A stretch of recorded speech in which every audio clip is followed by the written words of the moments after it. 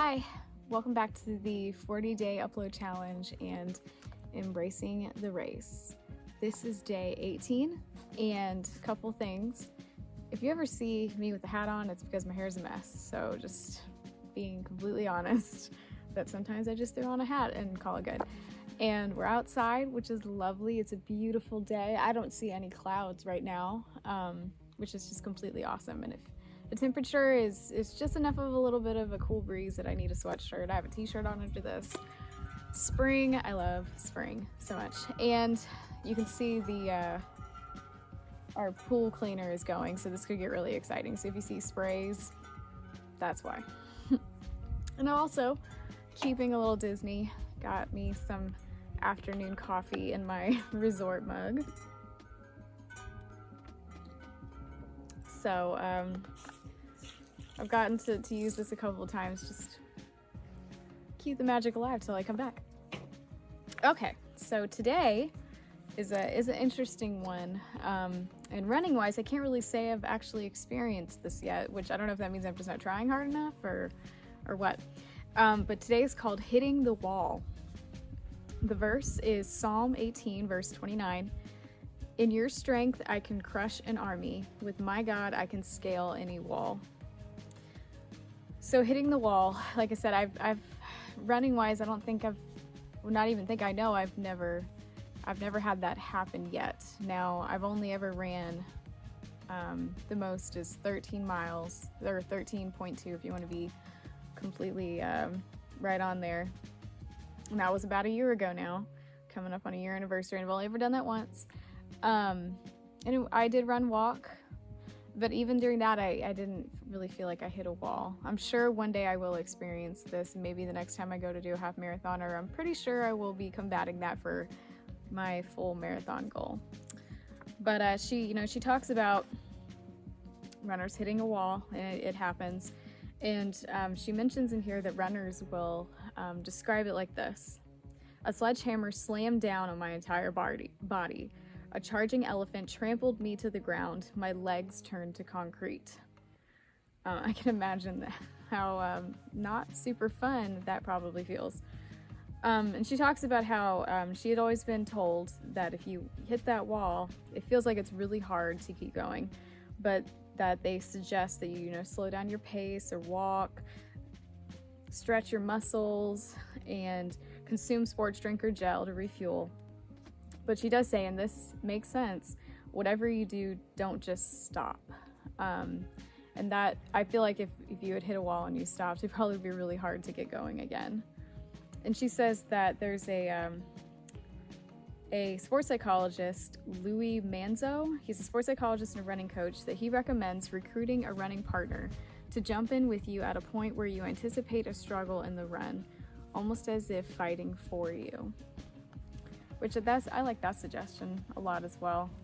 Having running buddies can be very beneficial to helping you train. So she goes into the story of Joshua and the Israelites encountering the city of Jericho. And when I started reading the story, the first picture that popped into my head was VeggieTales. So if any of you know what I'm talking about, Josh and the Big Wall, and the peas that sing "Keep Walking, but you won't knock down our wall." That is what image came into my head when I started reading her overview of that story. But in case you don't know the story, the Israelites had escaped Egypt, and they were wandering in the wilderness for however many years, 40 years or whatever it was, I don't remember. And they come upon Jericho. And Joshua's the leader of the Israelites at this point, and God tells them that they must walk around the city of Jericho every day for 7 days. And on the seventh day, let me make sure I get this right, 6 days in a row, kept marching. Finally, seventh day, God told Joshua to have the people march around 7 times. That's what I thought. Seventh day, march around 7 times. And then when they were done, they were supposed to shout and play their instruments, and that when that happened, the walls would fall down. And you can imagine, I'm sure, that there were several people that were like, why are we doing this? This makes absolutely no sense. How is just walking around gonna make these walls fall? But God is a God of miracles, and they did as they were instructed, and the walls fell, and they were able to take Jericho. And then she goes into how there's definitely moments in our lives we feel like we hit a wall. And she says, what's a real life wall look like? A troubled marriage, poor health diagnosis, losing your job, financial distress, a strained relationship, coronavirus, pandemic. I mean, that probably, when that first happened, I'm sure it felt like everybody ran face first into a wall. Your wall may look totally different though, but it's anything that appears impossible or insurmountable. Whatever it is, there is hope. No matter how wide or how tall your wall looks, it's not the end. And she ends with talking about how that we can trust God's unique plan even when it doesn't make sense. And I'm sure there's several moments in everybody's lives where we can kind of see what God wants us to do, but it doesn't make sense, and we're like, oh my goodness, why is this happening? Why are you leading me this particular direction? And her very last sentence I love in this, it says, we let God do the fighting for us. And I loved that. And I wrote off to the side the word perspective. And I was hoping that I would have the opportunity to talk about aspects of the If Gathering that I just was able to watch and learn from. One thing that they do is that they always, there goes my pen. One thing that they do is that they always have some sort of little object that they want you to keep in a place where you can see it, that will remind you of something that you learned. And this year, and this actually goes along with the devotion yesterday about how we as believers should look different. And I mentioned being a light in the dark. So their object this year, because the whole thing was virtual, they didn't have an audience there, so they asked everybody to find a candle in their house, a votive like this one, and find or write a word, or maybe I wrote a couple words, of something that you felt God tell you during this conference, and to always remember to be a light. And so for me, the words I wrote were simple obedience and perspective. Simple obedience being, and I know I've posted this, I don't know if I've shared this thought in, actually I think I have in this devotion, that really when you sit down and think about what God wants us to do, it's so simple. It may not be easy, but it's simple.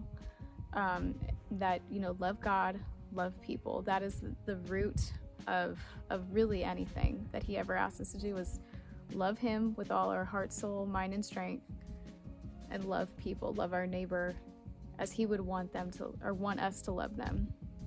So simple obedience, to remember that it can be so simple. And then perspective, and the devotion made me think of how I had written that word perspective, and how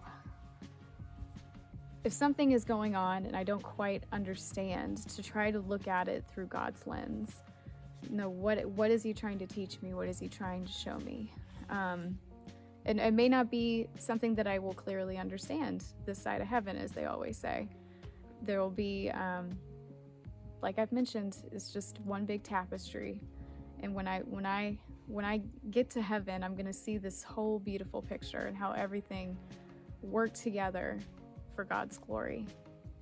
But just the simple word perspective, and that sometimes I'm not going to understand everything, but to know that he's still good and that I can trust him and what he has planned for me. And it's such a beautiful thing. So that's my candle. So I'd encourage you. I love how they do this at every If Gathering. But find a candle that will remind you to be a light in this world, because goodness knows this world needs some light, And if you have a word that God's given you this year, or if you haven't really sat down to think about it, sit down and think about it. It's usually a word or maybe a phrase. I know one year for me it was focus. I've talked about it. Focus is a problem for me, and it's still something I work on. But yeah. It's a really, really good idea to have something so simple that you can just sit out and have it as a reminder. So you're gonna laugh. I was getting ready to close the video and I realized I didn't do the questions. All right, so question time. Identify a wall you're facing right now. Are you standing still or running away from it?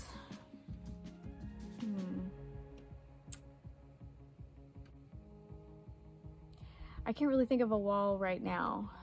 I mean, the most recent thing is, and I feel like I'm a broken record saying this, but at the very beginning, because everyone is saying this, that we're all having that 1-year anniversary of when everything kind of exploded in our country as far as coronavirus happens, that we're all just having like all of these memories come back. So maybe that's why it's at the forefront of my brain. But I mean, when everything first, shut down here in our area, there was a moment where I'm like, what is happening right now? It feels like this has never happened before. What is this? Is this even real? And it is very real. And at that moment, I don't think I ran away from it, but I tried to find ways to deal with it. And to knowing that I struggle with anxiety, not wanting to let that happen. And I found ways to cope and do all that. I talked about how my porch swing is one of my favorite places, and you probably will see one of these devotions on the porch swing coming up because the weather's starting to get really nice.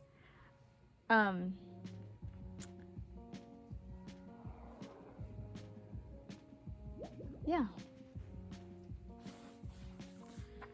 What's the next step you can take to get through the wall?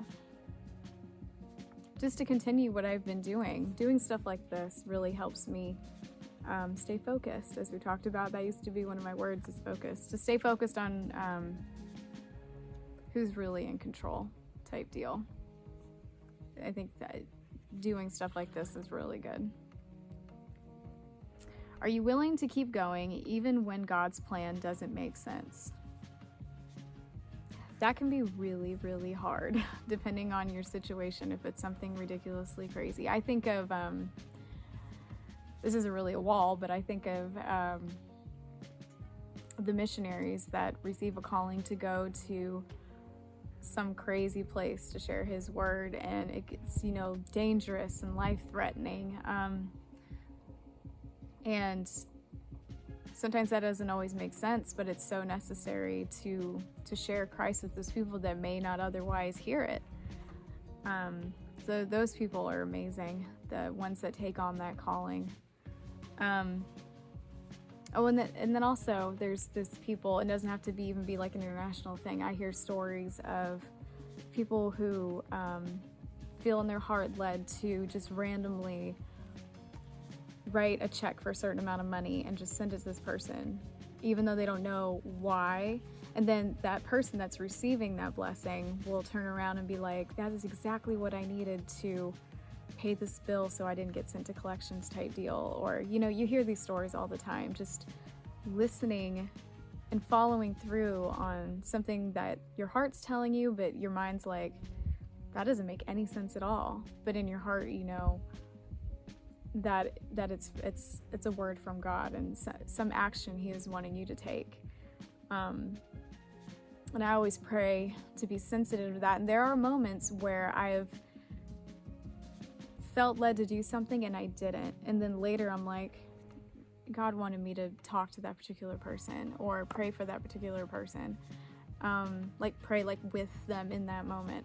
And I didn't. And then later I'm like, I missed out on what could have been a great blessing. So I really always try to be sensitive to those leadings, if you want to call it that. Okay, she ends with the verse, Hebrews 11:30. It was by faith that the people of Israel marched around Jericho for 7 days, and the walls came crashing down. And it was by faith. I mean, that does not make sense at all. Go walk around the city for a week, and the walls will fall. It would have been an interesting word to get, that's for sure. Okay, so now that I remembered to do the questions, what I was saying in my closing was how grateful I am for this beautiful weather we're having today, and that I hope wherever you are that spring is starting to come in your area, and that the warm weather is just, if you're a warm weather fan, it's just good for the soul. So I hope everyone's well, and I will see you tomorrow.